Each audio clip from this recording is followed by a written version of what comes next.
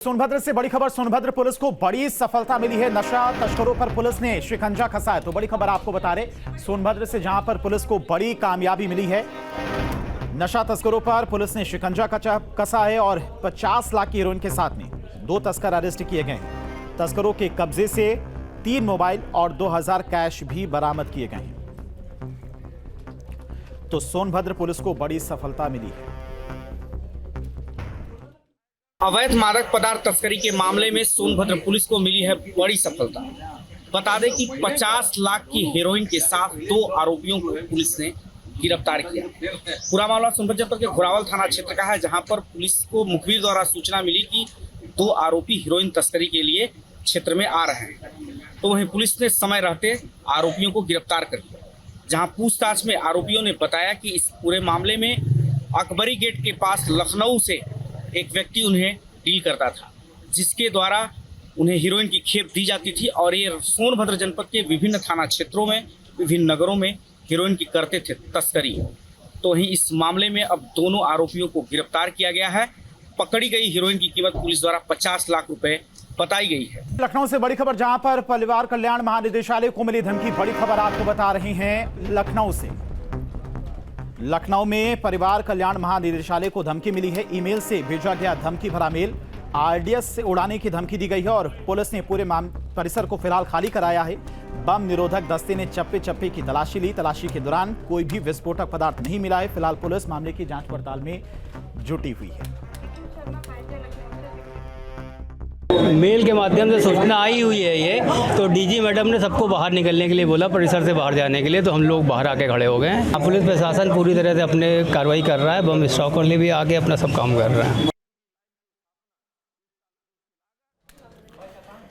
तो परिवार कल्याण महानिदेशालय को धमकी मिली है। ईमेल से धमकी भरा मेल भेजा गया और आरडीएक्स से उड़ाने की धमकी दी गई। इसी खबर पर तमाम और जानकारी के साथ में लखनऊ से संवाददाता निखिल हमारे साथ जुड़ गया। निखिल, क्या कुछ अभी तक जानकारी जांच पड़ताल में निकलकर सामने आई? किसके द्वारा यह मेल भेजा गया था? देखिए, मेल के जरिए धमकी दी गई थी और उसके बाद जब मेल मिला कर्मचारियों को तुरंत जो है सीनियर अधिकारियों के द्वारा सूचना दी।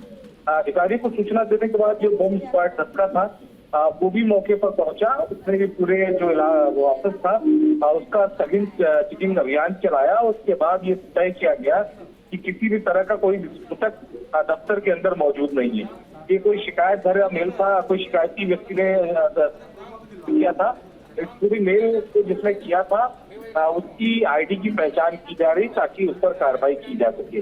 पिछले कुछ दिनों में आपने देखा इस तरह के कई मेल उत्तर प्रदेश के तमाम विभागों और तमाम कार्यालयों को लेकर आ चुके हैं। कुछ शरारती लोग होते हैं जो इस तरह का मेल या मैसेज करके धमकी देते हैं। फिलहाल चूंकि इस तरह के धमकी या मेल करना अपराध है, लिहाजा पुलिस इस पर मुकदमा पंजीकृत के कानूनी कार्रवाई करने जा रही है। निखिल, कोई अभी तक जानकारी मिल पाई है कि इस कारण की वजह से ये धमकी भरा मेल भेजा गया था? क्या इसके पीछे मंशा थी और कहां से ये मेल भेजा गया? देखिए, मेल किसके द्वारा भेजा गया है इसकी जानकारी मिल चुकी है, लेकिन मेल कहां से भेजा गया है इसकी बहुत जानकारी नहीं मिल पाई है। जो मेल आईडी है वो आइडेंटिफाई कर ली गई है। उस मेल आईडी के आधार पर पुलिस ने पूरे मामले में शिकायत दर्ज कर ली है, पंजीकृत कर लिया है मुकदमा और इस पर अब एक्शन करने जा रही है, उसकी गिरफ्तारी करने जा रही है। एक बात बहुत साफ है कि जब उसकी गिरफ्तारी होगी तब ये बात सामने आएगी कि उसने ये मेल क्यों किया। लोगों को डराना उसका मकसद था या किसी घटना को अंजाम देना मकसद था। फिलहाल उस मेल के साथ ही बहुत सारे अपशब्दों को लेकर अपशब्द भी लिखे गए थे।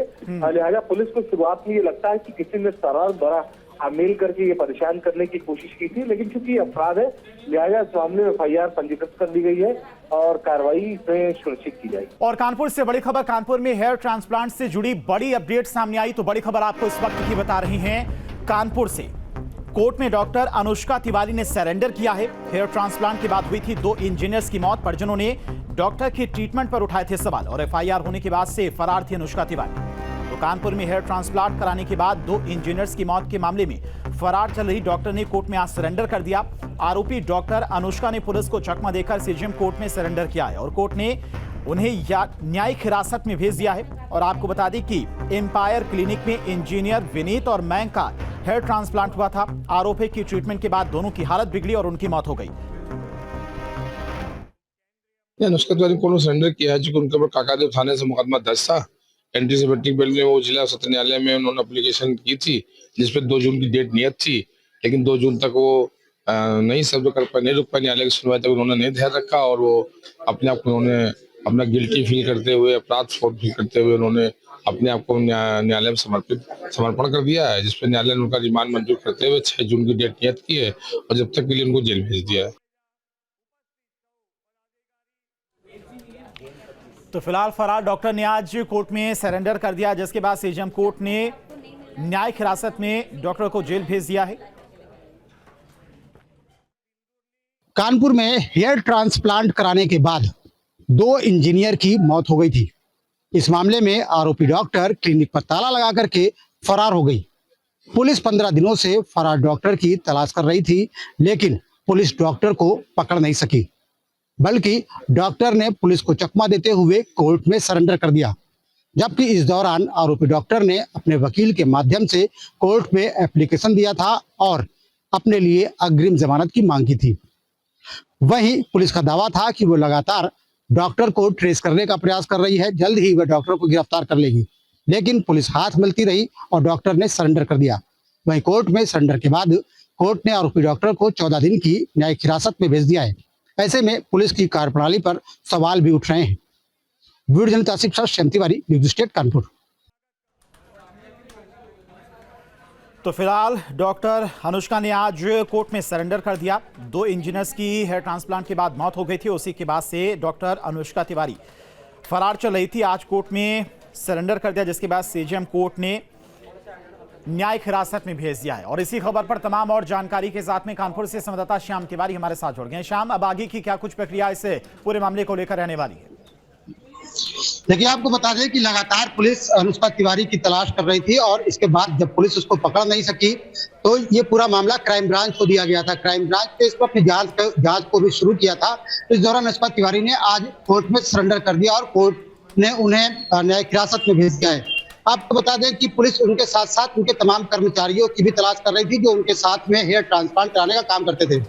बताया जा रहा है कि अनुष्का तिवारी पूरी देखरेख करती थी और उनके साथ में 2 लड़के थे जो हेयर ट्रांसप्लांट करने का काम करते थे। साथ ही स्टाफ में 3 लड़कियां भी मौजूद रहती थी।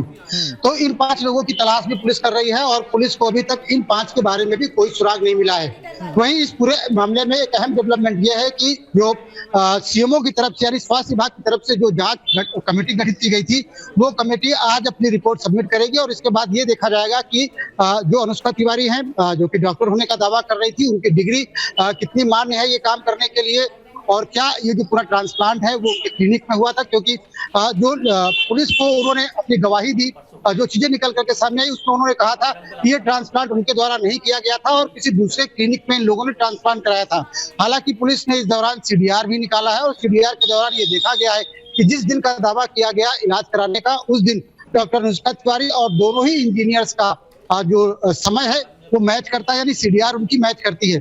इसके बावजूद भी जो स्वास्थ्य विभाग की जो रिपोर्ट है वो काफी अहम है। उसके बाद ये पता चल सकेगा कि क्या वाकई में अनुष्का तिवारी हेयर ट्रांसप्लांट का काम कर सकती थी या नहीं कर सकती थी, उनकी डिग्री असली है या फर्जी है, जिसको लेकर के सवाल उठाए जा रहे हैं। वहीं दूसरी तरफ पुलिस कोशिश ये करेगी कि वो अनुष्का तिवारी की पीसीआर मांगे, पुलिस कस्टडी रिमांड मांगे और इसके बाद उनको कस्टडी में लेकर के तमाम जो अनसुलझे सवाल हैं उनके जवाब तलाश करने की कोशिश करे।